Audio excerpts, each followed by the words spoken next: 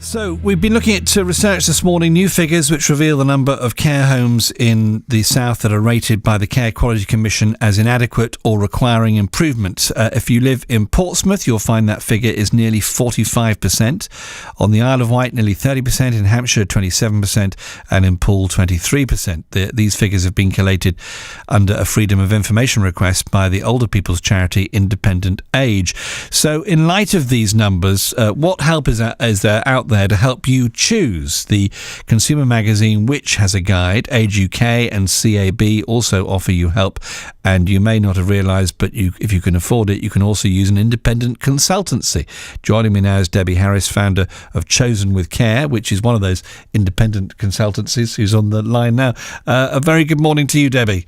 Good morning, Julian. Thank you for being there. I can see why there's a market for what you do, having been through this myself a number of times, including, I remember, on a Friday afternoon where I had to find a home very quickly. And to be honest, some of the helplines weren't very helpful. No, they're not, I'm afraid. And Friday afternoon, Friday evening is not uncommon for people to find they're in a crisis, to be honest. Yeah. So what happens is you're then given another line to ring. In my experience was you were then given another helpline to ring, and they weren't much use either. So you then land up bashing the phones, calling homes. I mean, it's a nightmare, to be frank, isn't it? It is really. And if you ring us, to be honest, the buck stops with us. We stop everything and we help you out. We don't pass you on to anybody. We sit down, we talk through what you need. Because when you were looking, did you know what you actually needed to find? Well, did you, sort of. Yeah, sort of, because I've been there through it before. But I think that the issue, I suppose, some might be asking is, should it have to be? Because I presume you take a fee to do this, correct? Yes, we do. We don't take any money from the care homes, so we offer independent, impartial advice, which I think is fundamental to being able to offer the service. The families pay us for our time and our expertise. It's equivalent to about 3 or 4 days in a care home. And we spend a lot of time doing this, and I think this is one of the problems, as you probably discovered. It takes a long time to find the right care home. Yeah, and then if you're visiting to look at places, that is even more complex. I mean, I suppose, Debbie, I don't do you out of work, but some might argue, should it be like that? Should there be a market for your kind of organisation? Well, yes, and I wouldn't disagree with you. The information is available. The problem we find is that people generally don't know what they're looking for. I was using an analogy with somebody yesterday. It's a bit like deciding you want to make a shepherd's pie for dinner. So you walk into Sainsbury's, but you've no idea what the ingredients are. That's a bit like trying to find a care home. You don't know what you're looking for. And I think it's the expertise of somebody like us who can work through the process with you. I mean, some of the questions you need to ask yourself are really obvious, but people don't think about them, and they don't become obvious until they're pointed out to you. And then, Debbie, the other thing that people will be thinking is, who's going to pay? Is the person involved, whether it's yourself or a parent or even a grandparent, are they going to be helped by the system, or are they going to have to self-fund? I mean, these are difficult questions to answer, sometimes with only half an hour's notice. Yes, absolutely. It's very simple on the funding. I would strongly advise anybody who is paying for their own care or thinks they might need to get some care fees advice. And I would suggest a SOLA accredited advisor, Society of Later Life Advisors. They're the only advisors we recommend because they're experts in care fees advice. But basically, if you've got more than £23,250 in assets, including your house, if you live alone, you're paying for your own care. And I think if somebody is paying for their own care, they ought to have a choice of care homes, and they need to make that choice informed. You need to shop around, basically. And Debbie, what do you make of this new research from this charity, which clearly shows, you live in Bournemouth, 9 out of 10 are doing well. You live in Portsmouth, it's a little over half. Yeah, again, another example of needing to shop around. There are excellent care homes out there, there really are. But you need to know, I guess you need to understand what a good care home looks like. And unfortunately, the media often only tells us about the bad ones. But there are some really good care homes out there. Debbie, I don't know what your movements are later in the morning, but this is going to be the subject of our big conversation, and I wonder whether you could come back with some further comments between 9 and 10. I don't know what your diary is looking like, but if you're available, we'd love to talk to you. I would be delighted to talk to you. Okay, that's good. So because Debbie's someone who knows all about this, so we will get back to Debbie later on in the show. For the moment, Debbie Harris, founder of Chosen with Care, joining us. Thank you for all your calls on this. Let's go to a couple now. On the line, Mary near Bridport with her thoughts. Hi, Mary. Hello there. Hello. Thanks for the call. And tell me about your experience for both your mum and your dad. Well, both of them have had an inadequate ratings on their bits and pieces. They do cover it well because, you visit regularly, more than regularly. It's gone back to Dickensian times, really. Nobody knows really what's going on behind closed doors, but when I go in there, I find it very Dickensian. If you're frightened to say anything, because if you say anything, everybody just says, well, if you don't like it, go. There's no really concern or worry. It's just you're just like a piece of wood in there. You're just treated like that, really. Yeah. And do you have you looked at the CQC reports for where is it both your mum and dad in the same place? No, right. Ones. So have you looked at the CQC reports for? Yes. And what do they say? Inadequate. They've got the little green dots, and the little green dots are always, requires more, etc., and requires more improvement all the time. And I know we've agreed off air not to mention where these are or their names. No. What are the kind of things that need improvement? Because I often, when I've looked at these, it's things like not enough interaction between residents. There's no activities. That's one. They just sit there like looking at the walls. That comes up again and again, doesn't it? Yeah. Not enough activities. No. And the other is whether the food's good enough. I've seen where that doesn't rank very well. Interaction between staff and residents as well being poor. They're never around. Yeah, you can walk in and see nobody for 2 or 3 hours, and nobody knows you're there. You could be anybody, Yeah, you could be... I know exactly what you're going through. So Mary, what's the answer? Because if you're looking for somewhere and it's got and you need somewhere and it hasn't got a good ranking, it's a bit like, it can be like Hobson's, can't it? Well, I mean, you just go in there. I mean, it's awful because there's no way. I mean, at the moment, you're going in and picking it out of the air. You just go in there and leave, and that's it, and hope, because there's no real, you can't do anything. They should have cameras in there. I know it's privacy, and I'm told that again time and time, but it's got to be, because nobody knows what goes on behind closed doors, and when you go in there, what happens when the doors are shut? Who knows? Can I ask you, do you fear for how they're being treated when you're not there? All the time. Really? Wake up in the morning thinking about it, go to bed at night thinking about it. It's awful, isn't it? So if you don't know, it's tragic. Yeah, it's really, really terrible. And I feel for frightening. you. Yeah, exactly. And it happens to anybody. Sorry, I'm interrupting you. No, and there's no one to talk to about it. That's the thing. There isn't. I've got a lady on the other line who you can pay to find you a good care home. Can I ask you, are your mum and dad self-funded, or are you... Yeah, self.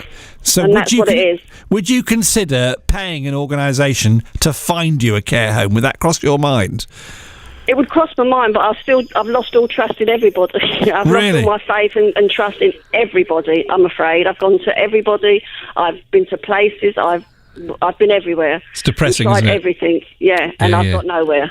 And I've even lost faith, which I used to have in the QCC, because they don't do nothing. So you think just having... Well, and it's a good point. Giving a care home a poor rating, you want to see action, not just a few green dots on a piece of paper. That's right. I mean, they go in there. If it's all right, they say it's all right. Then they go back 2 years later. And then... in between that, there's nobody knows what goes on. Nobody. Yeah, I agree with you, to be honest. Mary, I want to thank you for coming on the show, and I'm really grateful to you. Well, I hope you can, pin a light on something, because exactly. It happens to it. We're all getting older, and it is frightening, really. And this is going to be one of the big stories of this century, I reckon, and getting it right is going to be crucial. Mary, lots of love to your mum and dad. Tell them we're thinking of them, all right? And thanks for coming on. Thanks for highlighting it. Bye-bye. Bye. That's Mary near Bridport. And listening to that, I mentioned someone who runs a company that you can pay to find you a good care home. She's called Debbie Harris. Listening to that and joining us now. Hi, Debbie. Hi. Good morning. Nice What's your reaction to... Well, thank you for coming back. What's your reaction to what you've just heard from Mary? Unfortunately, too familiar. But, what I would say to Mary is if you are self-funding, one of the advantages you have is choice. And if the care home is not offering what you want for your mum or dad, then I would start looking elsewhere. Assuming you can't do anything with the care home, because obviously it's a big thing to move care homes. And you do feel a bit trapped, don't you, at times in these circumstances? Because maybe someone's in there and it's kind of okay, and you're embarrassed and you don't know how to deal with it, even though you're paying the bill. It seems, I know for people listening who've never been through this, are thinking, well, why don't you just up sticks? But it's sometimes not as easy as that. It's not, no, and I'd be very happy to talk this through with Mary at a later date, certainly. But yeah, you've got to weigh up the impact that moving would have on mum or dad. But you can't just leave somebody in an environment that isn't working for them. You just can't. You've got to find somewhere else. And if you're self-funding, you can.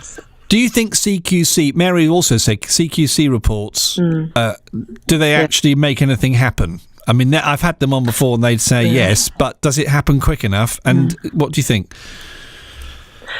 Yeah, CQC reports can be extremely useful in giving us a guideline of a care home. And of course, they're the only benchmark in existence that we can use to determine a good or a bad care home. But the problem is, as Mary pointed out, they're often massively out of date. It's not unusual for a care home not to have been inspected for 2 years. You can have had a change of staff, change of manager, change of everything in the meantime. And then the other thing is... So what we tend to... Go on. Sorry. Well, I was going to say, what we tend to do is we obviously, when we put together our care home reports, we link to all of the CQC reports. And to be honest with you, if something's got inadequate or requires improvement, we discuss with the family whether or not we should include it in the report, because sometimes there are other factors that outweigh a report by the CQC that might be a year old, and we've spoken to the family and the care home at length, and they've put in measures, places to make it, points to make it better. So the difficulty with the CQC report is it's old often. Yeah, Debbie, can you stay? Because we're getting lots of calls on this. Sure. If that's okay, I know you've got a busy day, but thank you for staying. That's terrific. Debbie Harris, who founded her company Chosen with Care, and we'll have more on that. Judy, I was just thinking a bit of an indictment, though, that we feel we may have to pay someone now to find us a care home because we can't trust the system. Doesn't it? I don't know what to say. By the way, if you want to ask Debbie a question on air, but not specifically about specific care homes for obvious reasons, you can call 0345 30 30 961 because she's going to be with us for a few minutes more, so let us know. By the way, Debbie, was this inspired by something that happened to you? Yes, it was. Auntie Margaret, she has a lot to answer for. Yeah? And what I was happened? in exactly the same position, yeah. We needed to find a care home for her, unbelievably, on a Friday afternoon. Just like me. And it was urgent. Yeah, it was urgent. And I was the member of the family that was dispatched to go and find her a care home. I'd never been in one before. I had no idea what I was doing. More by luck than judgment, I found her the right care home. But at the end of the process, I just thought, good grief, I can't be the only person who is in this position. So I decided to do something about it. And I found for me on my Friday afternoon experience, I was given some helpline numbers to ring, and to be honest, not much use. And the helpline, one of the helplines I spoke to, and there's a number, so that I'm not naming and framing here, sent me, bearing in mind it was an urgency, it was on Friday night, sent me a brochure which arrived 2 weeks later, which wasn't much use. Mm-hmm. No, you need, the thing is, the information is available online for just about any query you might have. The problem is there's so much information, you can't find it. What you need is to speak to somebody who just answers your questions straight down the line. This is what you need to do. We will do it now. Yeah. I've done quite a few care home reports on a Friday afternoon, and you need to talk to somebody. Quite. Debbie, stay there. Let's bring in some callers. Jean, and obviously on a show like this, there's going to be problems, but there's going to be success stories. And this is a sad success story in a way, because Jean lost her husband on Sunday. So, Jean, good morning. Good morning, Julian. And look, I'm thinking of you this morning because that's really, really tough. How are you? I'm fine, actually. He was so poorly, it was kinder to see him taken, to be honest. Yeah, I'm sorry. But I know you rang in to say your care home was second to none, which is terrific. It is, but I mean, I've had friends that have had a totally different experience. I mean, I was lucky. I hung on because he came from hospital, and I had to wait for a bed in this care home. And in the meantime, social services were pressing me to look elsewhere. But What was that like, having social services pressing you? Well, they weren't too bad, but at least they sort of said, have you thought of others? But so many of them had inadequate reports. I did go to one, but in actual fact, because of the amount of care he had, they didn't want him anyway. Really? And what are your friends telling you? Well, I had one friend who she went there, and the man was in a dirty state, not even any pants on. And and he, while he was in there, she was looking for. In fact, she was trying to get into the care home that my husband's in. Right. And in the meantime, his health went down so far. And then when he got into the sister place, which is another good care home in Sway, he only lasted 6 days. Right. But in this care home that Keith was in. And can I name it? No, so I'm going to stop you there because I don't want to get into naming today for obvious reasons. But Jean, I know you want to say that they did a fantastic job. Yeah. Well, 75% of the people in there have come because other homes have said they can't cope with them and want them out. Yeah, and they exactly. deal with everybody as individuals, and as the lady says, we don't have problems, we have solutions. They're treated as human beings with respect, and so were we. I went in yesterday to clear my husband's room, and every single member of staff came and hugged me. Oh, wasn't that lovely? That's what it should be like that. They treat us as part of the family. And some care homes, they want you to ring before you go. Well, why do they want you to ring? What have they got to hide?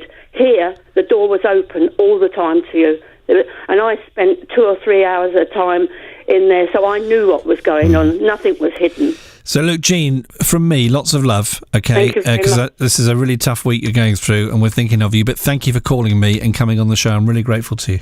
So that's Jean. To Debbie, in amongst all that, having to ring in advance to say, can you come round? Should you be suspicious if you hear that? Yes, I would never. I never make an appointment to go in the care home, and I advise all of my clients not to do that. You turn up unannounced, definitely, and if it's an open, good care home, they won't mind. And there's some other things came out of that conversation. Can care homes in the same chain vary vastly, even though they're only just down the road? Hugely, yes, absolutely. And why? Well, do you know what? I actually think a care home is a bit like a school. If you think of it like a school works on the headmaster or the headmistress, and a care home works on the manager. And if the manager is good, then you will have a good care home. And that's why when I think you go and see care homes, the only time you would make an appointment is perhaps on a second visit because you need to meet the manager, and you might not meet them on the first visit. Yeah. But yeah, so they do vary hugely. It is a bit like, just hearing you say that, it is a bit like looking for a school, isn't it? When you, it's the most bizarre thing, because you not only have to check what the rooms are like, but also, you're right, you need to meet the manager, you need to sound out people who've been there. And this is just looking at one care home, so if you're looking at multiples, it is a nightmare. Yes, it is. You definitely need to shop around. But, what worries me so much is that, and I know sometimes people have a crisis and it's unexpected, but very often you can see that there is an issue coming down the road, but people leave looking for a care home and making that decision about getting information and being informed about that decision until the very last minute. And it's a bit like, if you use the school analogy, the night before your child's 5th birthday, you suddenly think, oh, blimey, he's going to need a school tomorrow. Where are we going to send him? You're not going to leave it that late, are you? Yeah, but we do with care homes. Yeah. Be informed is my thought. Well, Debbie, we're going to conclude this conversation. I don't know how long you've got, but every minute I'm getting from you is very, very useful. So if you don't mind, happy to stay. I'm happy. You're happy to stay. That is good. So we shall have some more very shortly. And Judy, just to say about care homes and nursing homes, we've still got Debbie with us. You were just saying off air to me, the trouble is, of course, you get to these Friday afternoons because Well, it depends. You don't think it's going to happen? Or, I mean, in your dad's case, just remind us. Yeah, well, hearing Debbie saying, of course, one of the problems is we don't start to think about it early enough. That for quite a long time I was thinking at some point Dad is going to need some care. Should we do some major work on the house, which would have been quite a big deal, but it was going through my brain. And then when he did become poorly, it was a very quick crisis. So it was just in that last couple of weeks we found one care home that seemed the better of several. Then he had an incident there and he had to go straight back into hospital. Needed another one very quickly, who were brilliant, absolutely brilliant. But it was all that panic, and absolutely over a weekend. And you're thinking, and the hospital are going, come on, what are you going to do? Yeah. You needs to be out of here. Good point. Yeah. I mean, and I think the thing is, if there's an incident like they're going to hospital, you won't have been planning because you didn't know it was going to happen. Well, no. Which is, of course, another factor. Judy, for the moment, thank you very much indeed for that. And let's bring in you on the phones. And indeed, thank you to Debbie for staying with us. Debbie runs a company called Chosen with Care. She's the founder of that. And as we've been saying all hour, this is a company where you have to pay to have help to find a care home. Debbie, I mean, there are other companies out there, I suspect, as well, but how much does it cost? It costs £65 an hour for our time and our expertise. Right. And how many hours worth does it take to find someone somewhere? Right. To be honest, on average, it's about 10 hours for us because we know what we're doing.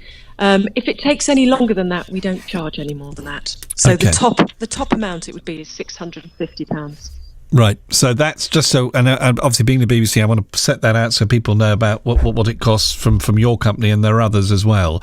But I want to thank you for being there because your experience obviously is invaluable today.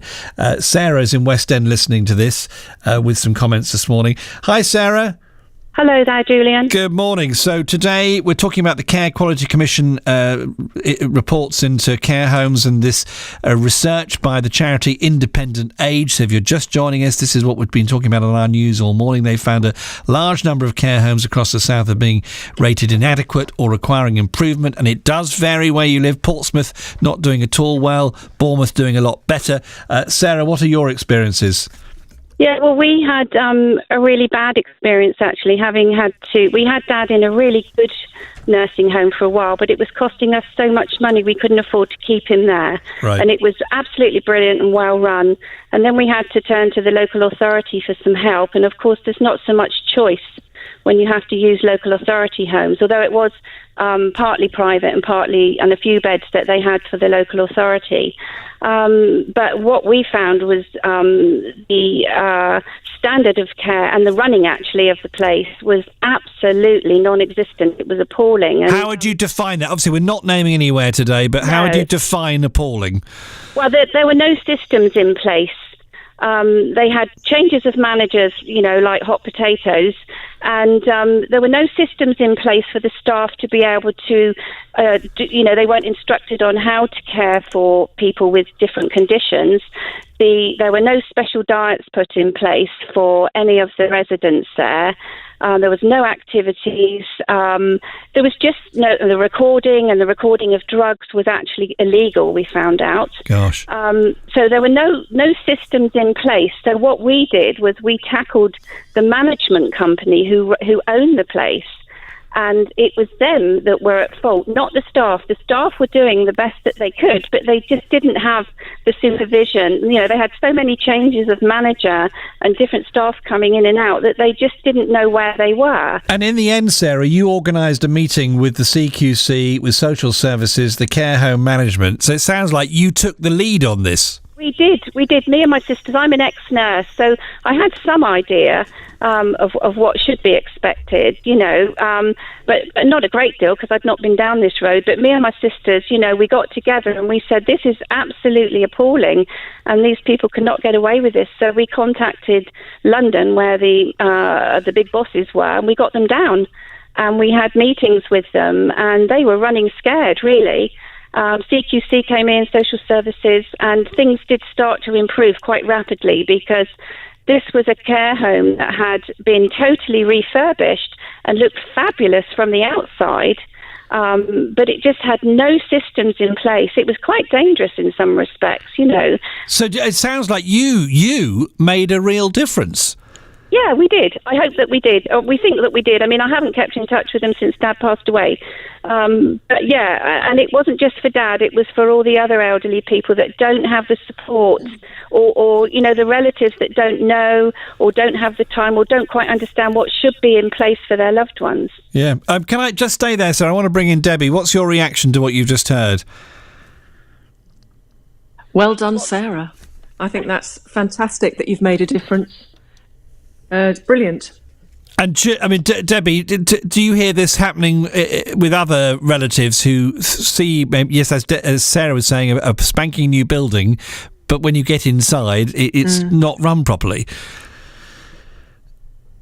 Yes, unfortunately. You can't tell by the carpets and the curtains how good a care home's going to be, that's for sure. There is one point I'd make that Sarah brought up, and that she was in a care home to begin with but ran out of money and had to revert to the social services funding. And I think when you're looking for a care home, this is equally as important, the funding of the care home, as it is getting the right type of care being offered by the care home. In what way? To future-proof. Well, it's really important, frankly, that you can afford to stay at the care home for as long as you might need it. And it's one of the things that we look at when we're advising clients. We concentrate on the location of the care home, the availability of it, the type of care that it offers, but also whether or not you can afford to stay there for a period of time, because trying to move, as Sarah, I'm sure, has experienced, is actually quite traumatic for everybody, the resident and the family. Sarah, come back in on that.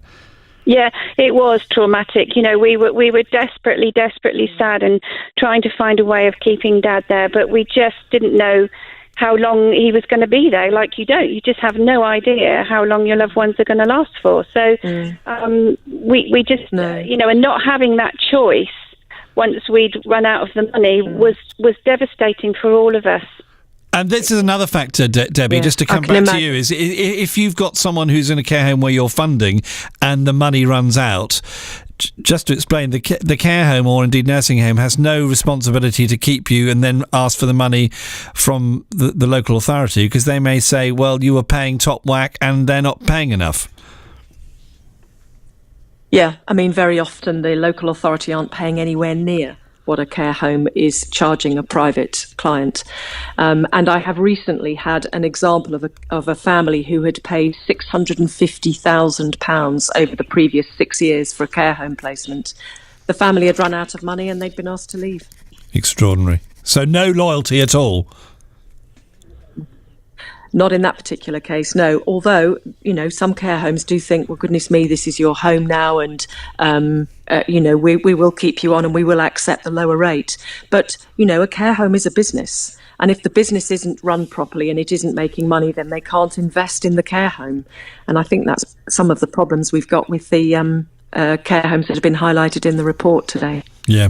Sarah, I want to thank you for coming on the show. I mean, final thought from you, Sarah, to lots of people out there who are going through this at the moment. What would you say? Well, I think that this system, this service that Debbie's providing is absolutely invaluable. And I'm glad it's out there, really, because we didn't have a clue where to start.